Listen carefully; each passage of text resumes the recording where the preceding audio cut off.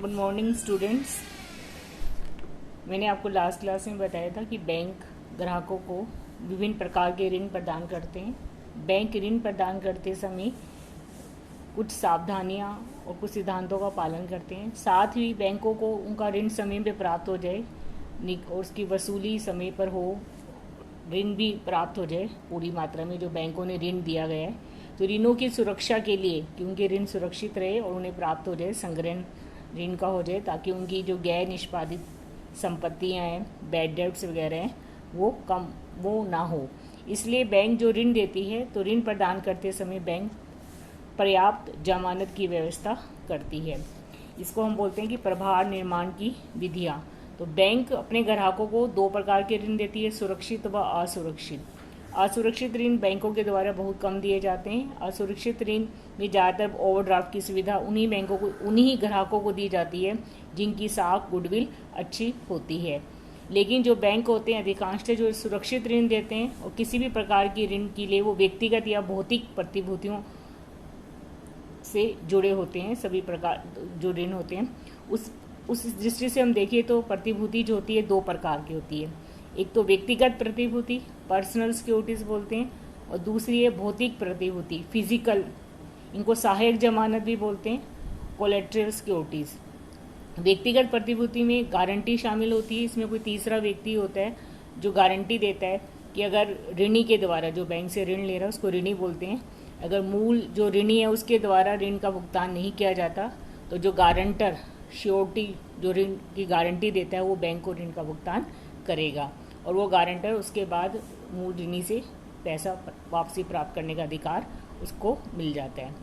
और भौतिक प्रतिभूति में बैंक जो होते हैं चल और अचल संपत्ति को गिरवी रखकर या उनको बंधक के द्वारा या प्रभार उस पर उत्पन्न करके ऋण प्रदान करते हैं। मतलब उसकी संपत्तियां हैं वो भौतिक रूप से या उसके जो भी पेपर हैं, डॉक्यूमेंट्स हैं, उनको बैंक अपने पास गिरवी रखता है और उसके आधार पर ऋण देते हैं। और कई बार बैंक की अगर ऋण की मात्रा ज़्यादा होती है तो बैंक दोनों प्रकार की प्रतिभूति, मतलब गारंटी भी लेते हैं और साथ में कोलेट्रल सिक्योरिटीज़ भी वो जमानत के रूप में अपने पास रखते हैं।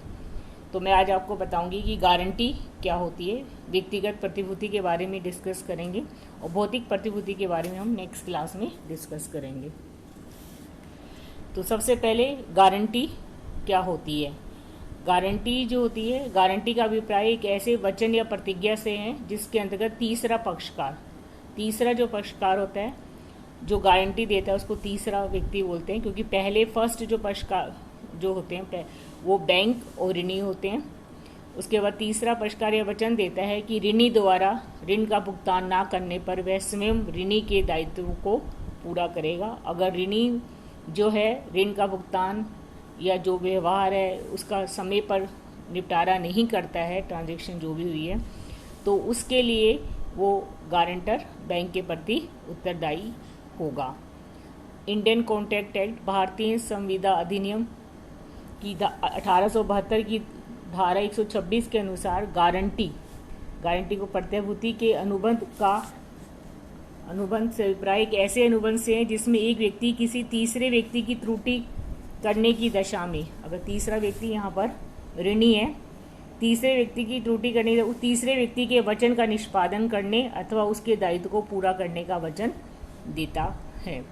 वैसे अगर हम भारतीय इंडियन कॉन्ट्रैक्ट की बात करें तो एक जो तीसरा, अगर कोई ऋणी अगर ऋण का भुगतान नहीं करेगा, अगर दो व्यक्तियों के बीच में कोई अनुबंध हुआ है, गारंटी का अनुबंध की बात कर रहे हैं, वो जो ऊपर वाला था वो तो हम उसमें बैंक को वो गारंटी देता है कि वो अगर ऋणी ऋण का भुगतान नहीं करता तो गारंटर जो है बैंक को उस भुगतान करेगा और उसके ऋणी के दायित्व को पूरा करेगा।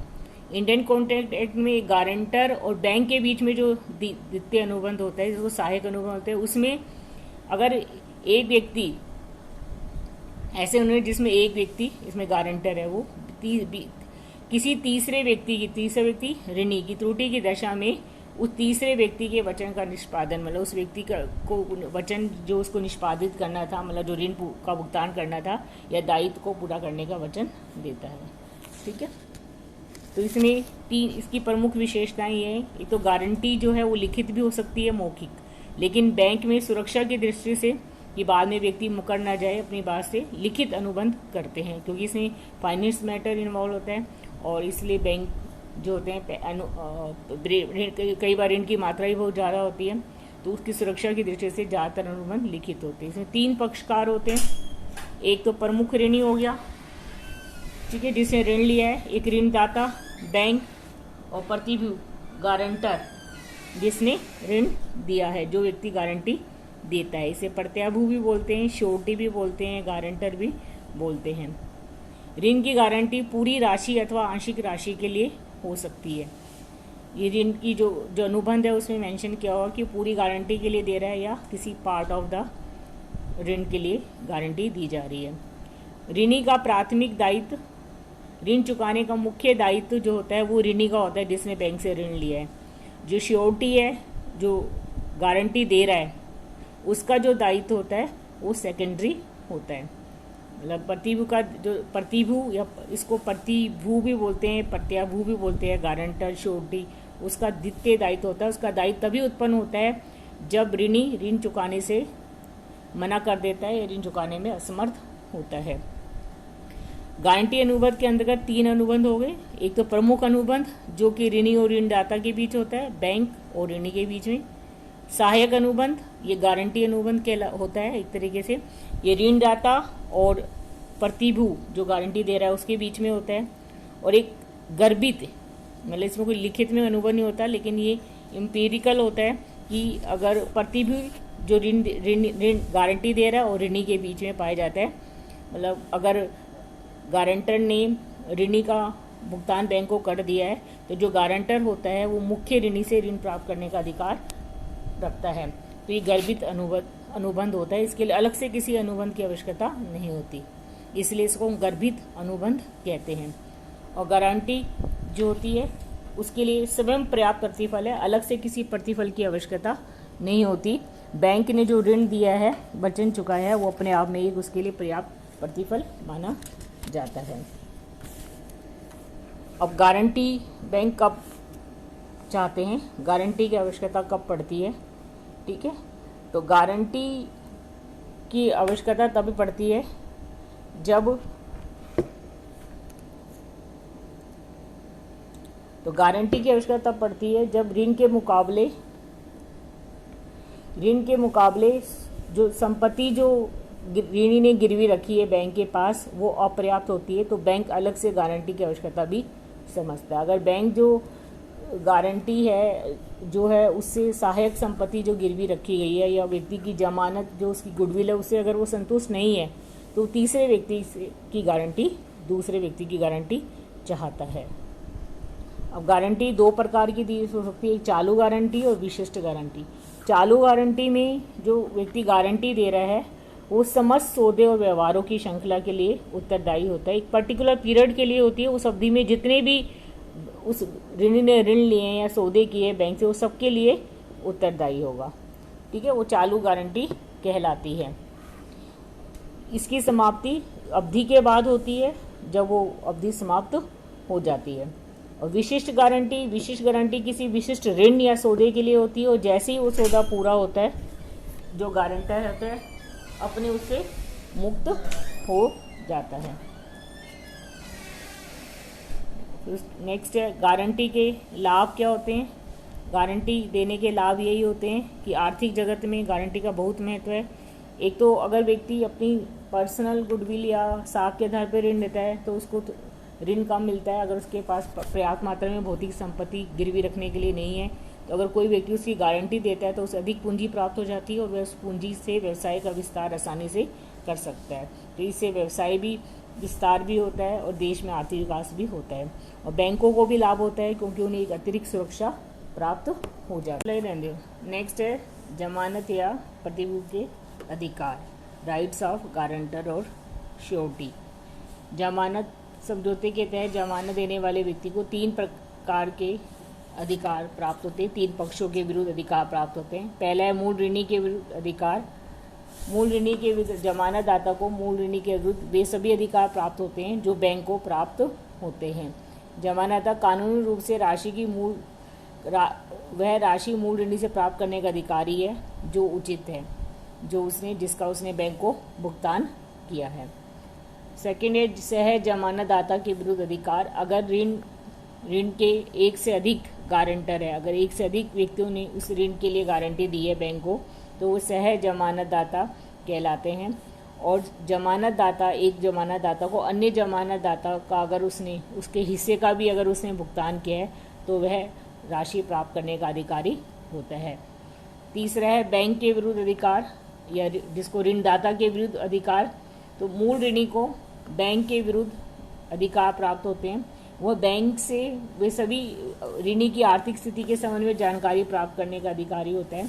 जो जमानत दे रहा है ऋणी की, वो बैंक से उसकी आर्थिक स्थिति के बारे में जानकारी प्राप्त कर सकता है। अगर बैंक कोई तथ्य को छुपाता है या मौन रहता है तो जमानतदाता उत्पन्न दायित्व के लिए बैंक के प्रति उत्तरदायी नहीं होगा।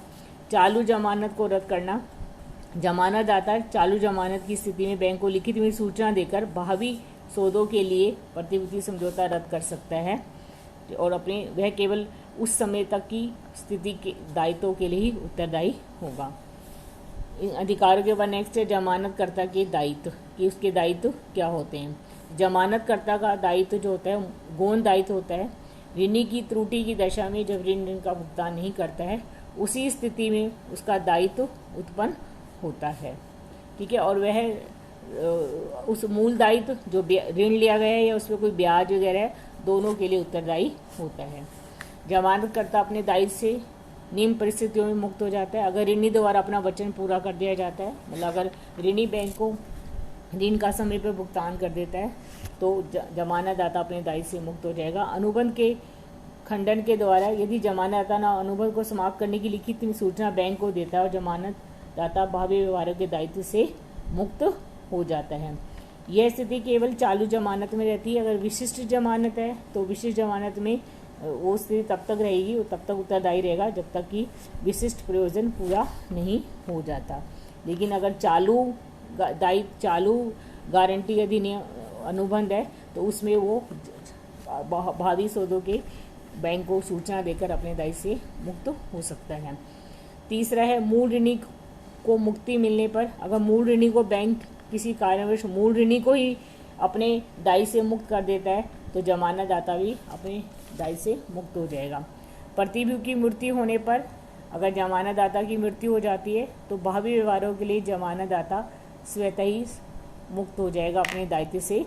इस स्थिति में अगर बैंक को सूचना दी गई है या नहीं इसका कोई महत्व नहीं होता। लेकिन अगर जमानत समझौते में बैंक इस बात की व्यवस्था कर लेते हैं कि जमानतदाता का दायित्व मृत्यु की दशा में तभी समाप्त माना जाएगा जब इसकी सूचना बैंक को दी जाएगी, तो ऐसी स्थिति में यह तभी लागू होगी जब इसकी सूचना बैंक को दे दी गई है। समझौता शर्तों में परिवर्तन। यदि बैंक व ऋण मूल अनुबंध में कोई परिवर्तन करते हैं उस जमानतदाता की जानकारी के बिना, तो जमानतदाता जो है अपने दायित्व से मुक्त हो जाता है। बैंक ऋणदाता को किसी चूक या भूल से प्रतिभूति के अधिकारों में कमी करता है तो या उसके ऊपर विपरीत प्रभाव पड़ता है जमानतदाता के अधिकारों के विरुद्ध, जैसे कोई जमानत संपत्ति ये बेच देता है या उसको वापसी कर देता है ऋणी को बैंक के बिना बताए जमानतदाता को, तो जमानतदाता अपने अधिकारों से मुक्त हो जाता है। जमानत अनुबंध के अवैध होने से यदि जमानत गलत, झूठा या मौन द्वारा, कपट द्वारा प्राप्त की गई है तो जमानत अवैध मानी जाती है और अवैध सिद्ध होने पर जमानतदाता अपने दायित्व से स्वतः ही मुक्त हो जाते हैं। नेक्स्ट है कि बैंक द्वारा गारंटी अनुबंधों में सावधानियां। गारंटी के आधार पर जो ऋण दिए जाते हैं उनको स्वीकृत करते समय बैंक को निम्नलिखित सावधानियां रखनी चाहिए। एक तो गारंटी दाता की आर्थिक स्थिति की भी पूर्ण जानकारी प्राप्त करनी चाहिए। जिस प्रकार बैंक ऋणी की करता है आर्थिक स्थिति की, उसी प्रकार गारंटी दाता की आर्थिक स्थिति की भी पूरी जानकारी प्राप्त कर लेनी चाहिए। गारंटी जो करता है, जो गारंटी दे रहा है, उसकी वैधानिक क्षमता का भी ध्यान रखना चाहिए। वो अवैसक, पागल या दिवालिया नहीं होना चाहिए, क्योंकि ऐसी स्थिति में वो वैधानिक रूप से अयोग्य हो जाते हैं। विवाहित व्यक्ति या साझेदार व्यक्ति से या कंपनी से गारंटी प्राप्त करते समय भी पर्याप्त सावधानी रखनी चाहिए। गारंटी लिखित में होनी चाहिए। गारंटी राशि का स्पष्टीकरण होना चाहिए। ये संपूर्ण ऋण के लिए या किसी पर्टिकुलर ऋण के किसी ऋण हिस्से के लिए है। जमानत का प्रकार की किस प्रकार की गारंटी है, चालू गारंटी है, विशिष्ट गारंटी है। गारंटी अनुबंध में कोई महत्वपूर्ण जोड़ या परिवर्तन नहीं करना चाहिए। अगर वो किया जाता है तो जमानतकर्ता अपने दायित्व से मुक्त माना जाएगा, उसकी जानकारी के बिना अगर ये परिवर्तन किया जाता है। अवधि पर ऋण, अवधि पार ऋण, जो ऋण होते हैं जितनी अवधि के लिए अगर गारंटी उसी अवधि के लिए ऋणों के लिए जमानतकर्ता जो उत्तरदायी होगा। अवधि पार ऋण नहीं देने चाहिए। अवधि समाप्ति के ऋणों समाप्त होने के अगर कोई ऋण दिए जाते हैं उसके लिए कोई जमानतकर्ता उत्तरदायी नहीं होता, तो इस बात का ध्यान रखना चाहिए। पृथक या सामूहिक प्रतिभूति, अगर एक से अधिक व्यक्तियों ने जमानत दी तो अनुबंध में स्पष्ट कर देना चाहिए कि वो सामूहिक रूप से उत्तरदायी है या व्यक्तिगत रूप से उत्तरदायी है। व्यक्तिगत रूप से बैंक किसी भी व्यक्ति से पैसा प्राप्त कर सकता है और सामूहिक में जो जमानत करता है वो अपने अपने जो भी उनका हिस्सा निर्धारित है उसके आधार पर ही वो बैंक उनसे वसूल कर सकता है। इसका स्पष्ट विवरण होना चाहिए अनुबंध में कि गारंटी जो है वो सामूहिक है या व्यक्तिगत है। अवधि की सब चालू अवधि, अगर चालू गारंटी है तो कितनी अवधि है उसकी वो पहले से डिसाइड होनी चाहिए। किस समय तक के ऋणों के लिए जमानतकर्ता उत्तरदायी होगा। मूल ऋणी की मृत्यु या पागल या दिवालिया होने पर जमानतकर्ता अपने दायित्व से मुक्त हो जाता है। तो मूल ऋणी की मृत्यु होने के बाद जो होता है, अगर इसकी सूचना बैंक को नहीं भी दी गई है तो भी जमानतकर्ता मुक्त माना जाता है। यदि बैंक कई बार सुरक्षा की दृष्टि से इसकी पहले से व्यवस्था कर लेते हैं कि मूल ऋणी की मृत्यु होने पर इसकी जानकारी जो है वो बैंक को दे देनी चाहिए। तो ऐसी स्थिति में अभाव में बैंक ऋणी को यह सुविधा देना बंद कर देगा, तो बंद कर देनी चाहिए। और बैंक के संगठन स्वरूप में परिवर्तन होने पर इसकी सूचना जमानतकर्ता को बता देनी चाहिए, क्योंकि अगर संगठन में परिवर्तन होने पर जमानत अपने समझौते समाप्त माने जाते हैं तो और एक नया अनुबंध कर लेना चाहिए। तो बैंक को गारंटी प्रदान करते समय गारंटी प्राप्त करते समय ऋणों की ये सावधानियों को बरतनी चाहिए। तो नेक्स्ट क्लास में हम पढ़ेंगे, ये तो व्यक्तिगत प्रतिभूति थी। नेक्स्ट हम पढ़ेंगे कि सहायक प्रतिभूतियाँ क्या होती हैं और भौतिक प्रतिभूतियाँ कोलेटरल सिक्योरिटीज़ क्या होती है।